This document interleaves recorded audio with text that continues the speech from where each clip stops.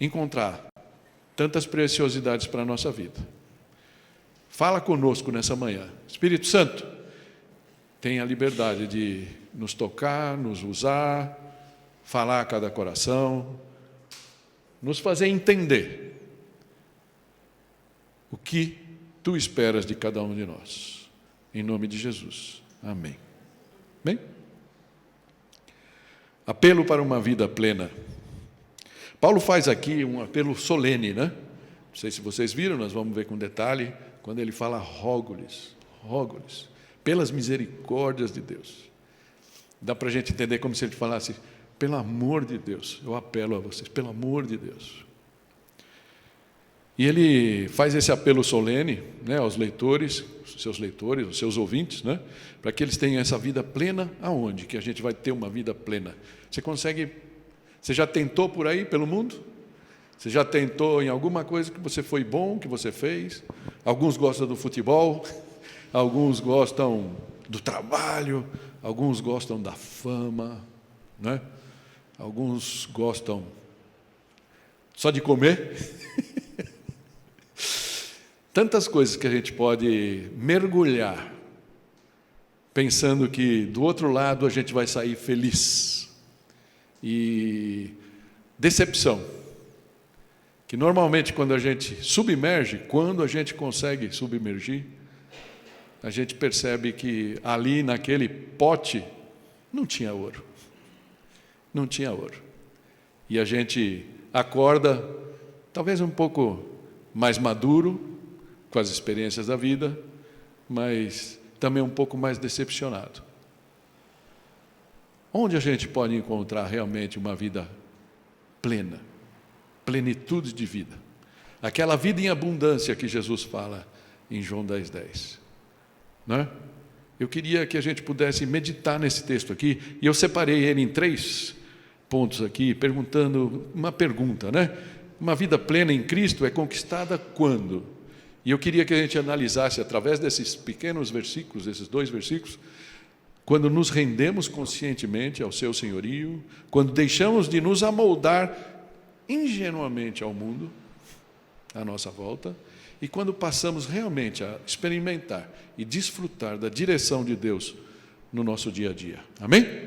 Então, que o Senhor nos abençoe e nos encaminhe tudo que a gente vai ver aqui. Então, a primeira delas, uma vida plena em Cristo é conquistada quando nos rendemos conscientemente ao seu senhorio. Amém? E isso, logicamente, está no versículo 1, quando ele fala, portanto, irmãos, rogo-lhes pelas misericórdias de Deus, que se ofereçam em sacrifício vivo. Não é? Eu queria que a gente fizesse aqui uma pergunta, que primeiro Paulo está falando aqui, rogo-lhes pela misericórdia. Então, essa palavra rogo, que tanto a NVI quanto a Almeida usa, né?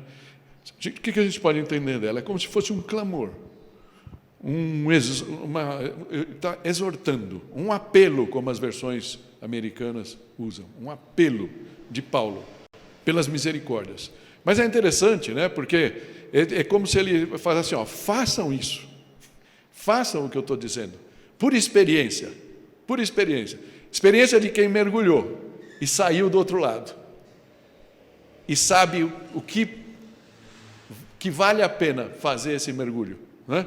É com então, pelo amor, né, como ele falasse, então, ele está dizendo, eu sei o que eu estou dizendo. Então, a gente pode ver que é um apelo de amor de Paulo.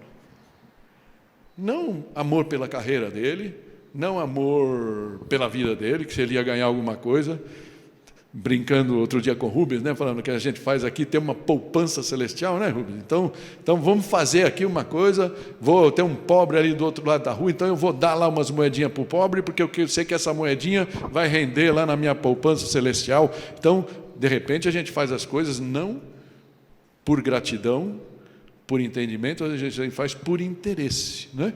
Infelizmente, a gente sabe que tem muitas igrejas que, de alguma maneira, se aproveitam disso, né? Por interesse, se aproveitam do interesse individual. Então, você doa aqui porque você vai multiplicar e assim por diante. Coisas que, de repente, podem nos iludir, e a gente pensa que a felicidade, ou seja, a satisfação está ali. Mas a palavra fala de outras coisas, e é isso que Paulo está querendo aqui trazer para todos nós. Então, ele fala, eu sei o que eu estou dizendo. Mas, então, pelas misericórdias de Deus, tem uma dupla função aqui. Primeiro, que ele está apelando, fala, olha, por amor de Deus, pelo amor de Deus, presta atenção nesse meu apelo. Mas, por outro lado, também, ele está dizendo, pelas misericórdias de Deus, ou seja, tudo o que eu venho falando, desde o capítulo 1 até o capítulo 11 dessa carta fantástica que Paulo escreveu para os romanos, entre aspas, mas que é uma das cartas mais importantes dele até hoje, não é? Ele chega nesse ponto que ele vai falar. Nós vamos depois fazer um resumo muito breve para a gente poder entender. Tá? Então, ele está aqui fazendo um apelo motivado pelo amor. Mas qual é o apelo dele? Né? Que se ofereçam em sacrifício. Mas que sugestão maluca é essa? Né? Fala, querido, o que eu faço aqui? Tem uma fogueira, quer que me atire na fogueira, alguma coisa assim? Graças a Deus não é esse tipo de sacrifício. Mas é interessante, né? Então, o apelo de Paulo, todo o esforço dele é para que a gente se ofereça em sacrifício. Essa palavra que se ofereçam, se você tem a Bíblia Almeida, por exemplo, né? Qualquer uma delas, fala que se apresente os seus corpos. É interessante, né? Então, esse oferecimento, ou seja, de corpo. E a gente pode pensar, quando fala aqui os seus corpos, você fala corpo, alma e espírito, plenamente. Tudo que a gente se ofereça a Deus, sem ficar, né? Tem algumas pessoas que, por exemplo, quando chegar no mar, o que você faz? Você não tem lá o papai do céu com você, para você se atirar na água, né? Então você fala, vou manter o controle, vou ficar aqui com a água aqui né? Na canela, eu estou seguro, eu sei o que eu vou fazer, certo? Será que de vez em quando com a fé também a gente não faz isso? Eu não quero ser chamado de fanático. Então eu vou manter minhas reservas, eu vou ficar aqui com as rédeas na mão. Eu nunca vou aceitar um apelo, porque eu prefiro ter os meus pés bem firmes no chão. Mas sabe de uma coisa? Quando a gente está muito firme em cima dos nossos pés, vou abrir um parênteses. Quem já tomou injeção nas nádegas aqui? Já percebeu quando você vai tomar? Eu lembro quando eu era moleque, né? As primeiras vezes, aquelas coisas. A experiência nos faz melhorar, não é? Diz que gato escaldado tem medo de água fria, né? Não diz isso o ditado? Então, eu lembro quando eu chegava lá, falava, vou ficar com a perna bem dura, né? E aí o farmacêutico na época, né? Vinha com aquela injeção. Quanto mais duro você está a perna, faz um estrago danado, né? Quando você aprende que na hora H, você relaxa, a injeção entra sem problemas e você quase não sente dor, não é? Você já percebeu que de vez em quando a gente quer estar tão firmes em cima das nossas convicções, que é impossível dobrar o joelho? Já pensou isso? Já percebeu isso? Você está tão firme, tão duro para não cair. Vai tentar dobrar o joelho. Não dá. Para dobrar o joelho, você tem que deixar cair, se render. E esse texto vai falar um pouco disso para a gente. Se oferecer, apresentar os nossos corpos como uma oferta, nos mostrando disponíveis, em prontidão. Todos nós temos os nossos interesses, os nossos dogmas, mas é bom quando a gente se entrega. Então, mas como assim? Como nos entregar? Se a gente parar para pensar um pouquinho, essa palavra sacrifício, aqueles que têm um pouquinho mais de conhecimento da Bíblia, sabe que toda vez que se falava de sacrifício no Antigo Testamento, quem estava ali? Era um animal, né? Uma ovelhinha, um cabrito, alguma coisa assim, uma pombinha, está dentro das pombinhas, né? Iam lá, era um animal que você entregava, ou as ofertas agradáveis, você entregava cereais, os frutos das primeiras colheitas, não é? Era tudo isso que era a oferta. Então, você percebeu que, se a gente fizesse uma ilustração aqui é uma ilustração até velha, né? do omelete, né? Então, para fazer esse omelete dos sacrifícios, qualquer um estaria como a galinha, né? Botava um ovinho, ou seja, você ia lá, comprava um carneirinho, alguns... O máximo que você fazia era poder ter um carneirinho que você pegou desde pequenininho, você vai criando, aí um dia você vai lá e vai entregar. É uma coisa externa. E, portanto, por mais que doesse no bolso, era fácil de fazer, né? Agora, esse sacrifício aqui é um sacrifício diferente, porque Paulo está falando aqui que nos entreguemos. Ou seja, nesse omelete, na ilustração do omelete, ele está falando para a gente colocar o quê? O bacon. Então ele falou, se entrega. Esse é o apelo que Paulo está fazendo. Mas é interessante porque ele começa essa história, ele fala, mas tudo bem, Paulo, eu entendo o que você está falando, e eu entendo por que eu tenho que me entregar, a gente vai ver um pouquinho, mas como? Com que vontade, com que disposição eu me entrego? Então, a primeira coisa que a gente vê aqui é que ele começa esse texto, toda vez que você vê um texto começando com portanto, no entanto, entretanto, alguma coisa assim, né? É porque ele está baseado em alguma coisa que ele falou. Tá? Então, ele está dizendo, olha, vamos imaginar aqui, a gente vai pegar um resumo muito breve, né?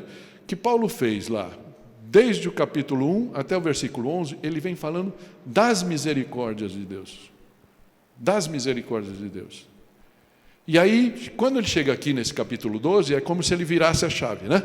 Chegou no pico, e agora ele vai começar a descer. Falou, queridos, então, já que as misericórdias de Deus foram tantas para nós, agora, por gratidão, por entendimento, eu quero que vocês façam essas coisas. E ele começa com esse texto. Amém? Então, que coisas que ele veio falando? Muito rapidamente, sem a referência, né? Porque senão ia ficar muito chato, né? Mas que razões podemos nos apegar para falar, por que vale a pena a gente se entregar? Por que vale a pena a gente fazer esse sacrifício diante de Jesus? Por quê? Primeiro, Jesus foi entregue à morte por nossos pecados e ressuscitado para nossa justificação. Amém? Pelo sangue de Jesus, Deus olha para mim e para você, não como o impuro, o Carlos o impuro que pisa na bola toda hora. Ele olha para mim como o Carlos puro. Por quê? Porque o preço pelo meu pecado foi pago por Jesus. Amém? É assim que ele me olha. Então, isso é uma das razões, graças a Deus. A gente fala que essa misericórdia é tão boa que a gente chama de graça, né? Graça, foi de graça, foi a graça de Deus. Ele fala ainda, fomos livres da penalidade do pecado pelo sangue de Jesus, graças a Deus, mas fomos livres também do poder do pecado. E vocês me escutam falar muito isso aqui, né? Se hoje a gente peca, é porque a gente é sem vergonha, desculpa ser repetitivo aqui e jocoso, não é? A gente ainda peca? Sim, mas pensa nos teus pecados, nos seus últimos pecados, os pecados que você cometeu essa semana. Teve algum deles que você fala, não tinha outro remédio? Sim ou não? Tudo bem. Fica aí para você pensar. Então, nós fomos livres do poder do pecado. Nós fomos justificados pelo sangue de Jesus e reconciliados com Deus. Uma coisa maravilhosa, porque não foi só ficar livre dos pecados, mas quando a gente ficou livre dos pecados, sabe aquele que fala, paz com Deus, reconciliação. Deus não olha mais para a gente como inimigos. Ele não olha mais para a gente como filho ingrato, o filho pródigo. Ele olha para a gente como filhos amados. Amém? Por quê? Porque nós fomos justificados pelo sangue de Jesus. Ele ainda fala, fomos adotados como filhos e filhas de Deus. A partir do momento que você aceita Jesus, você pode orar, Pai Nosso. Amém? Tão simples quanto isso. Tão simples quanto isso. Agora, estamos eternamente ligados a Cristo. Mas só algumas coisas aqui. Que razões ainda podemos nos apegar? Já estamos além de qualquer possibilidade de condenação.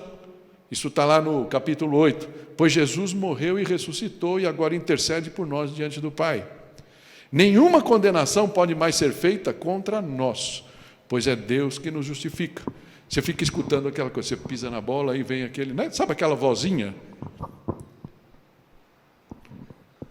Que fica assim, ô Carlos, né? Ô Tomasa, ô Belquis, podia falar o nome de todos vocês aqui, Carlos, né? Você realmente não, né?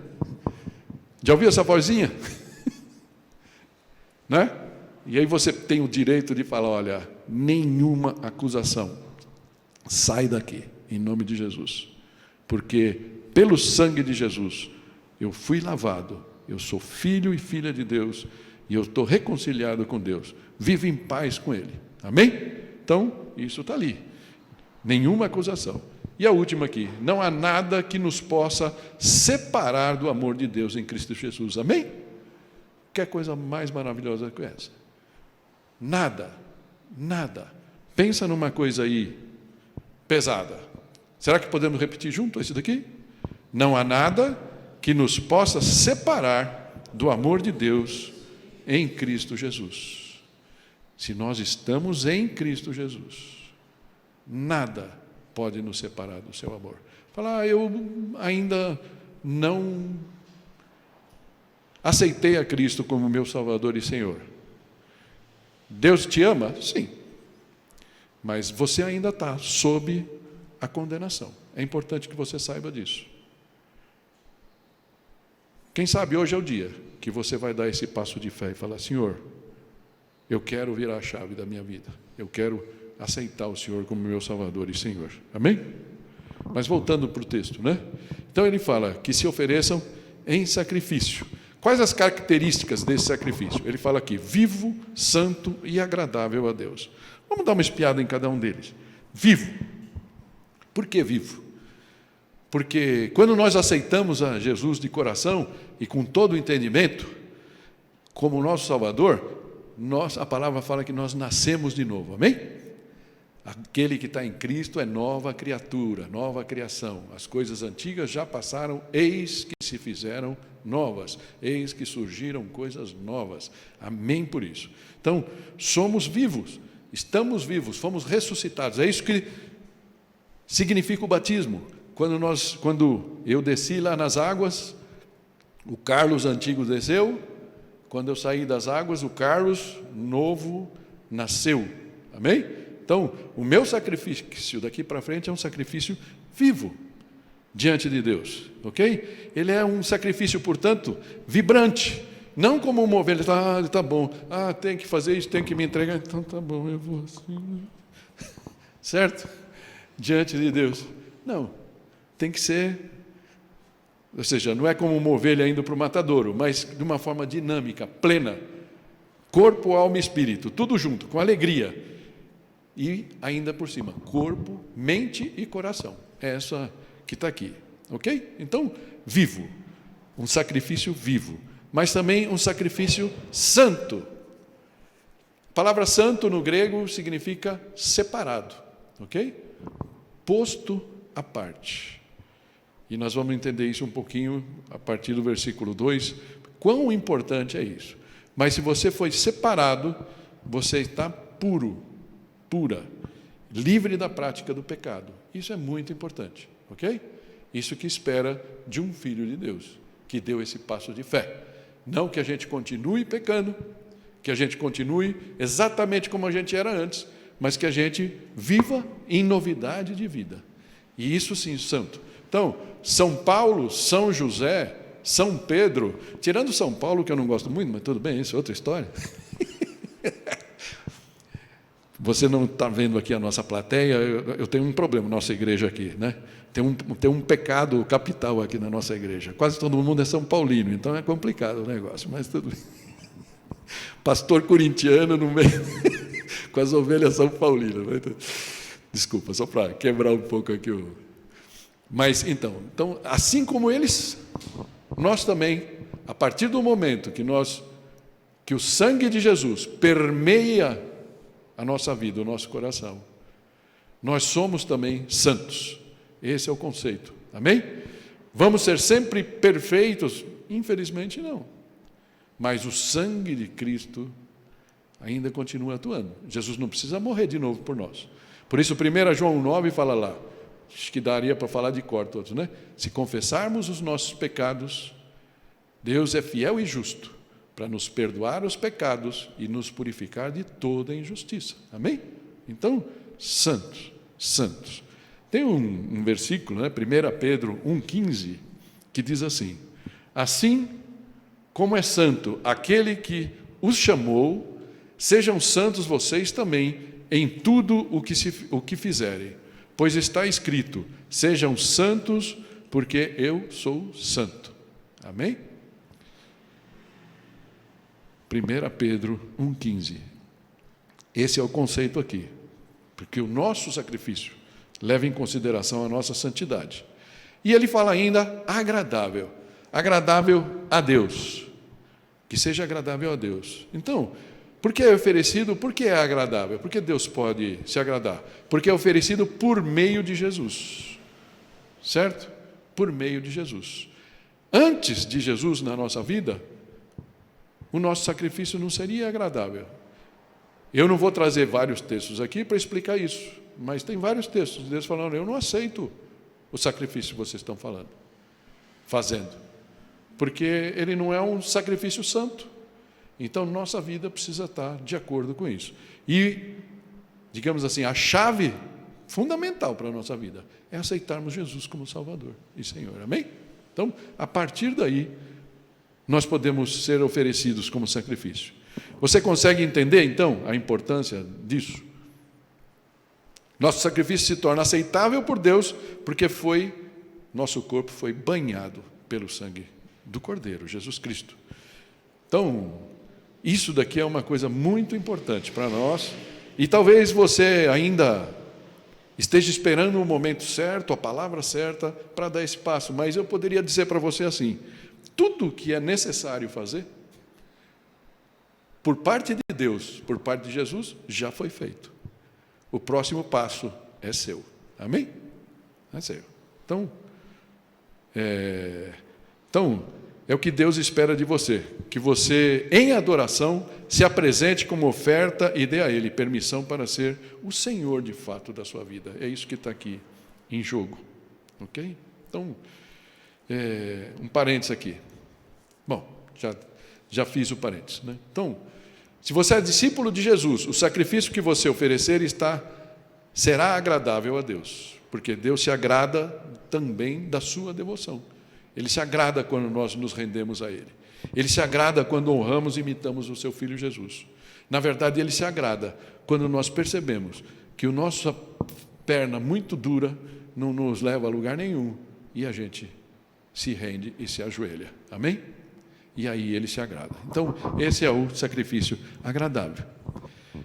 1 Pedro 2, 4, 5, tem uma passagem que a gente já conhece, mas ela tem tudo a ver com esse momento aqui. E ela fala assim: à medida que se aproximam dele, a pedra viva, rejeitada pelos homens, mas escolhida por Deus e preciosa para Ele, vocês também estão sendo utilizados como pedras vivas na edificação de uma casa espiritual, para serem sacerdócio santo, oferecendo sacrifícios espirituais aceitáveis a Deus, por meio de Jesus Cristo. Amém. Amém? Então, isso é o que é se oferecer em sacrifício agradável. Então,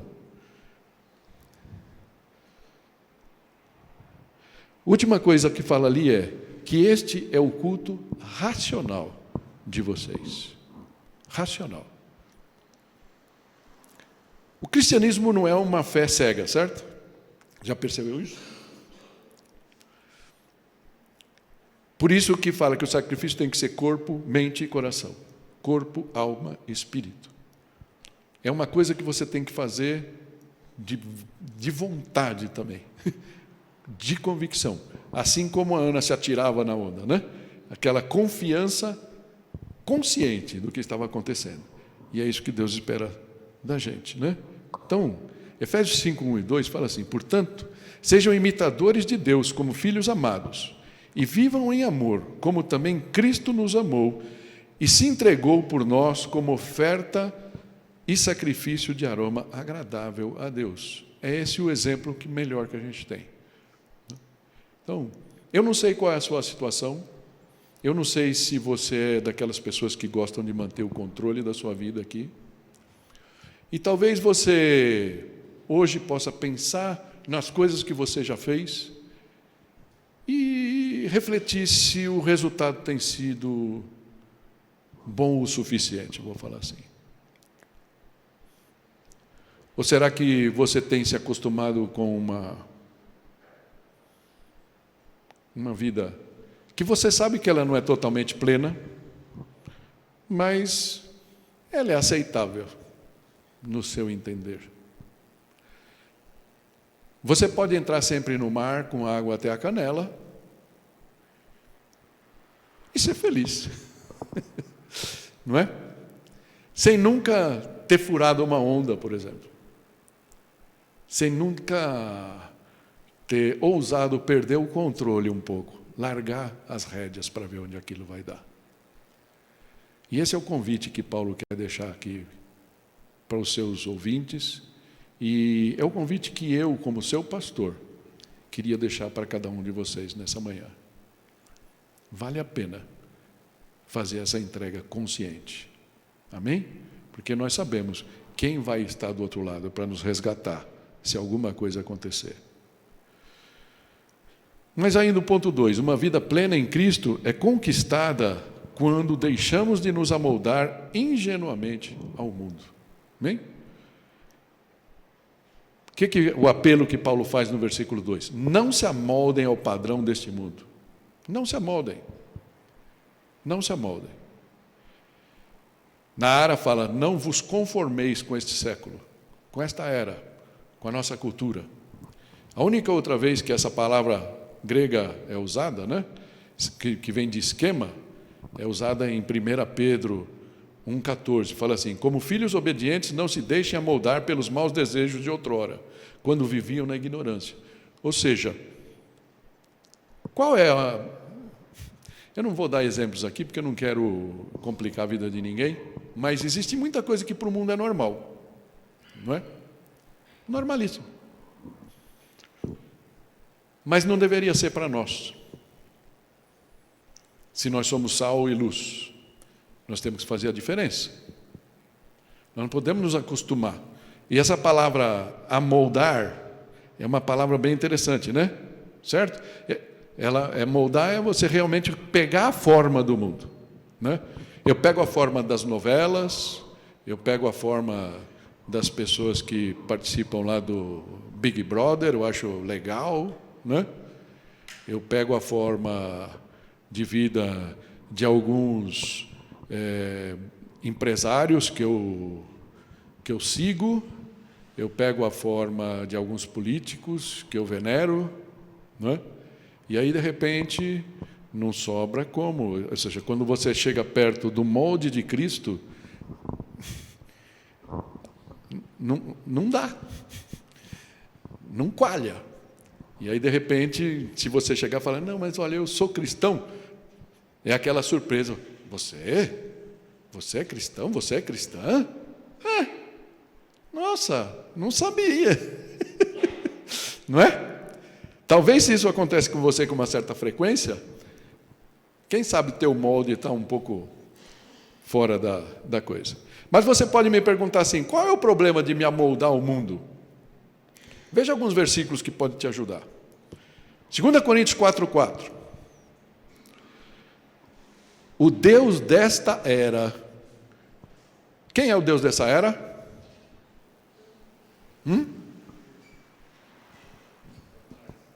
Satanás. Satanás. É o inquilino do mundo, certo? Nós demos para ele a chave. Ok? O Deus dessa era cegou o entendimento dos descrentes. Para quê? Para que não vejam a luz do Evangelho da glória de Cristo, que é a imagem de Deus. Você vê alguma coisa no mundo, nosso mundo, fora os crentes, divulgando as coisas de Deus?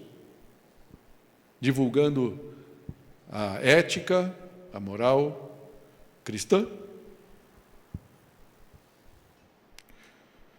Outro texto, 1 Coríntios 3,19, a primeira parte, fala assim: porque a sabedoria deste mundo é loucura aos olhos de Deus. Se a gente está se amoldando ao mundo, às coisas do mundo, às ideologias, às narrativas, olha, querido, querida, Deus está olhando para você e está falando, que pena, está doidinho, está doidinha. Não é? É o que a palavra nos diz. Mas 1 Coríntios 7,31 fala assim, é o final, né, do versículo, fala, porque a forma presente deste mundo está passando. Eu não sei se você está sentindo isso. A gente parece que está chegando num clímax, ou num anticlímax, não é? Basta, de vez em quando, eu me canso, eu concordo, eu confesso a vocês, a gente começa a ver o jornal de manhã lá, a gente consegue ver 10, 15 minutos, fala, chega, vamos ver outra coisa. Não dá. É tanta injustiça, tanta coisa errada, tanta que você fala, meu Deus, que venha Jesus, né? Que venha Jesus. João, como é mais, né, contundente, direto na coisa que ele fala, ele usa esse texto aqui, que a gente pregou não faz muito tempo, 1 João 2, 15, 17, fala, não amem o mundo nem o que nele há. Se alguém amar o mundo, o amor do Pai não está nele, pois tudo o que há no mundo, a cobiça da carne, a cobiça dos olhos e a soberba da vida, eu estou pegando essa soberba da vida da Ara, tá? Que eu acho que é mais significativa, não provém do Pai, mas do mundo. O mundo e a sua cobiça passam, mas aquele que faz a vontade de Deus permanece para sempre. Amém? Porque quem faz a vontade de Deus e aceita Jesus como seu Salvador, tem a vida eterna. A gente vai ficar. Nós estamos aqui no treino, não é? E aquele que vive nesse mundo, sem Deus na vida, ainda que como o ladrão da cruz chega no último momento, vai para o céu, vai ser legal, mas ele não aprendeu a viver naquele mundo, vai ser mais complicado, né? Vai ter que descobrir tudo lá. Tomara que a gente possa desfrutar disso aqui. Amém? Então, qualquer um de nós pode ser cativado pelas coisas desse mundo, não estou negando isso, ok? E começamos a perder a beleza do nosso relacionamento com Deus quando você começa a se amoldar. Então, parece que João sabia disso e por isso ele escreveu esse texto. Bom, me veio uma ideia, mas vamos deixar para depois. Aí ele fala aqui, então não se amolde ao padrão desse mundo, mas, certo? Ele dá o que você deve fazer ao invés de se amoldar ao padrão do mundo. Transforme-se pela renovação da sua mente. Transformar em grego é metamorfo, né? Da onde vem a palavra metamorfose, que a gente conhece bem, né? Então, mudar de forma, mudar de essência. É a mesma palavra que foi usada quando Jesus estava no monte lá da transfiguração. Ele mudou realmente, né? Jesus mudou ali, foi uma amostra do que ele seria depois da morte e ressurreição.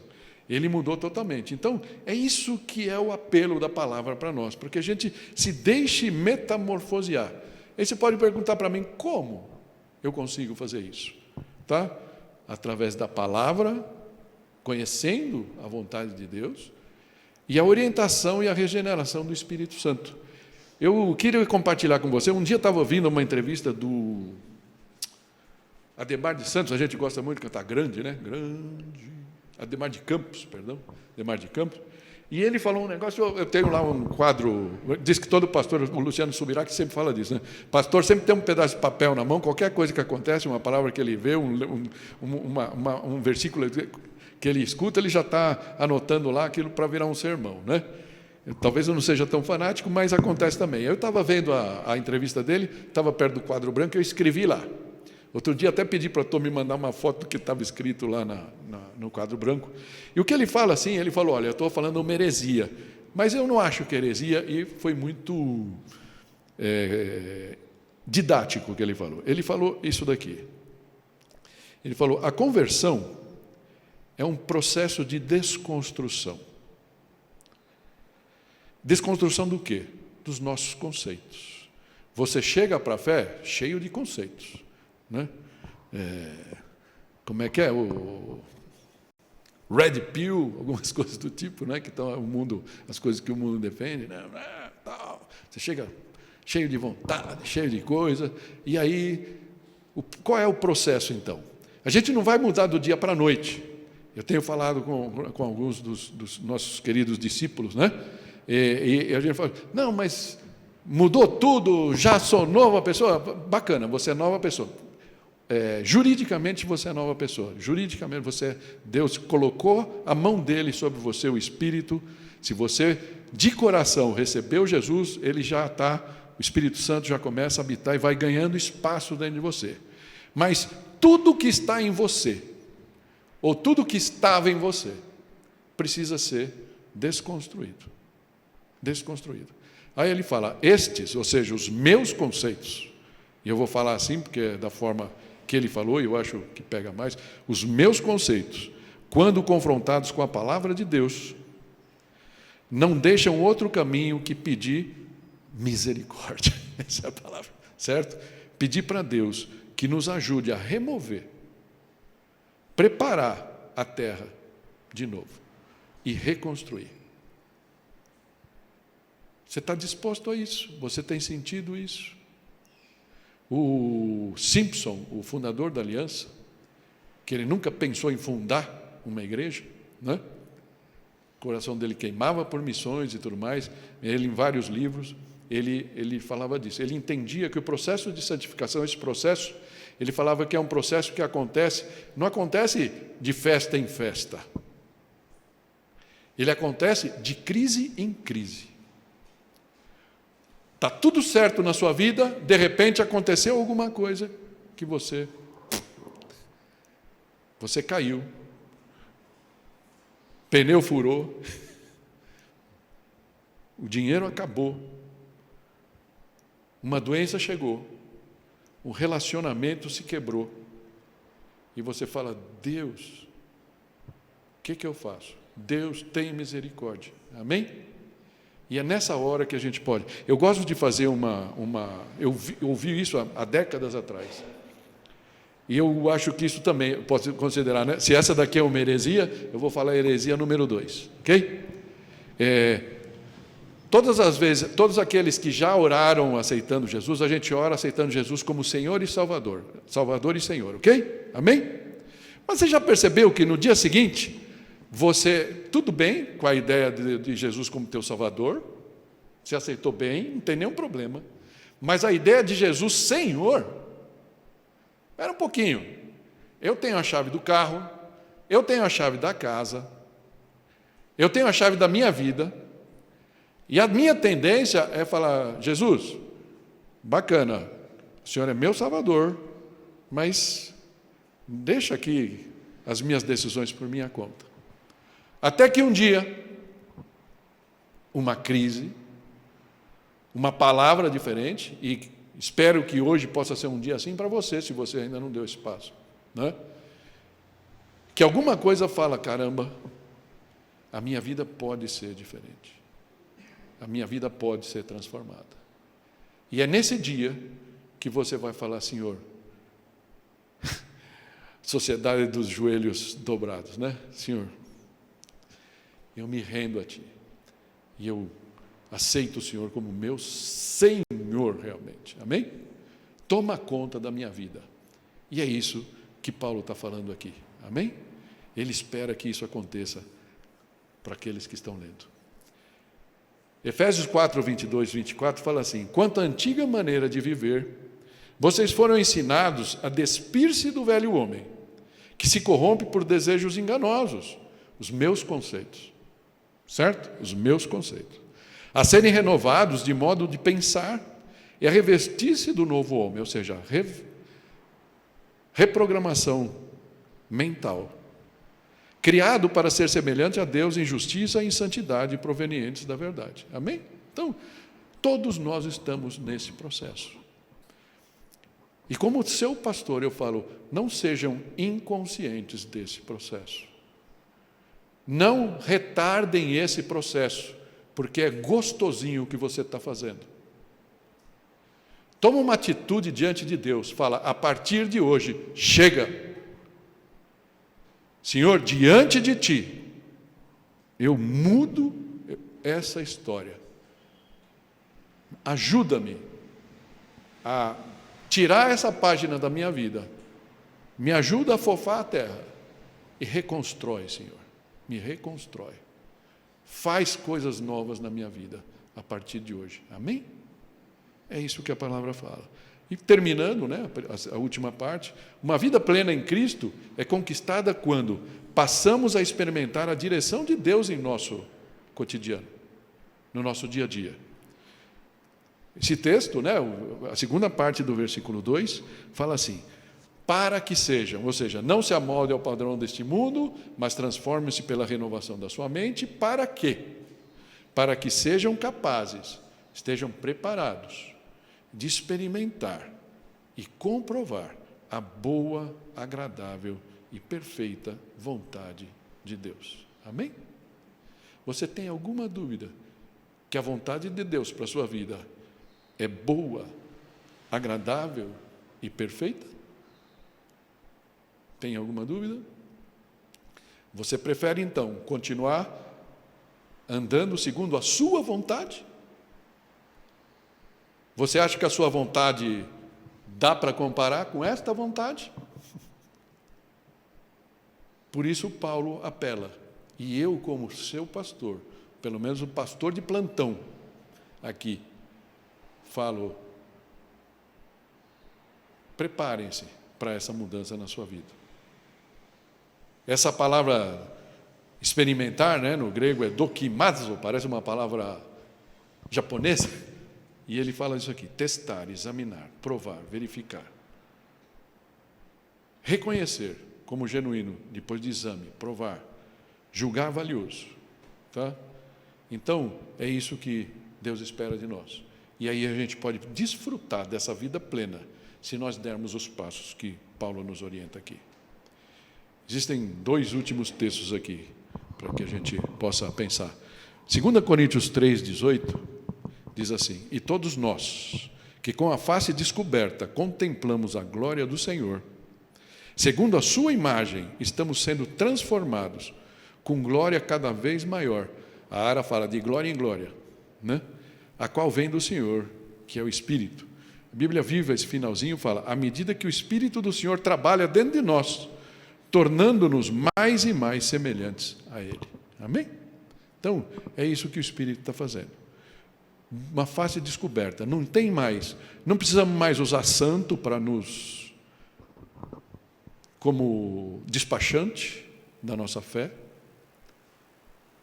Quando nós abrimos o nosso coração para Jesus e fala: Senhor, eu te aceito como meu Salvador e como Senhor, não é? Mas se você quer falar assim: ó, Senhor, eu te aceito como meu Salvador, eu entendi o sacrifício que o Senhor fez, e eu quero, a partir de hoje, contar, ver o meu nome escrito no livro da vida. Eu aceito o Senhor de coração. Então, às vezes passa a desfrutar isso. Não precisamos mais de máscara para falar com Deus. A máscara caiu e nós podemos ser transformados de glória em glória. Amém? E o último versículo que está aqui. Portanto, sejam imitadores de Deus como filhos amados e vivam em amor, como também Cristo nos amou e se entregou por nós como oferta e sacrifício de aroma agradável a Deus. Amém? Qual é o nosso exemplo? É o próprio Jesus. É o próprio Jesus. Então, algumas pessoas se sentem bem demais comandando a sua vida e comandando a vida das pessoas à sua volta. Algumas vezes essas pessoas nem percebem o estrago que elas geram na vida das pessoas com a sua forma controladora de ser. Somente poderão mudar se por algum problema, alguma crise, passem a considerar até onde foram e retornar, né? Tem uma velha frase do Kierkegaard, que ele fala: de vez em quando na vida da gente a gente percebe que o melhor avanço é o retrocesso, né? Um passo atrás de vez em quando é um grande avanço, né? Como o filho pródigo falou, né? Caindo em si, caindo em si. Quem sabe essa reflexão possa fazer você cair em si e tomar uma posição, como o filho pródigo tomou. Será que você já se deparou com esse ponto de inflexão na sua vida? Uma razão para entregar o controle da sua vida a Jesus? Ou você ainda não conseguiu chegar nesse ponto? O que eu digo para vocês é que o próprio Jesus foi o grande exemplo a ser seguido. Nenhum de nós passou pela dificuldade que ele passou. Mas fala que ele, embora fosse Deus, não julgou por usurpação, né? Por orgulho. Se tomar para si a prerrogativa de Deus, ele se esvaziou, sendo homem e ainda servo. Por isso Deus o exaltou. E hoje ele está acima de todos os poderes e autoridades. Esse é o caminho que ele nos chama a seguir. Por gratidão, por entendimento, por razão, ele nos convida a nos entregarmos para que nós tenhamos realmente uma vida plena a partir de hoje. Amém? Vamos orar? Pai Santo, nós te agradecemos pela tua palavra. Te agradecemos pelo teu amor. E nós entendemos, ó Pai, que ainda que a gente passe por muitas dificuldades, nós podemos entender que quando nós mergulhamos em Ti, esse nosso mergulho pode ser confiado e consciente. Desenvolve, Pai, em nós essa consciência. Desenvolve, Pai, em nós essa confiança de que em Ti, ó Pai, há plenitude de alegria. Nós podemos viver os nossos dias confiando na Tua direção. Que a partir de hoje, Senhor, nós possamos viver dessa forma, entendendo que o melhor que nós podemos fazer, a nossa melhor vontade, nosso melhor raciocínio, nossa sabedoria, é depositar, Pai, o nosso futuro nas Tuas mãos. Em nome de Jesus. Amém.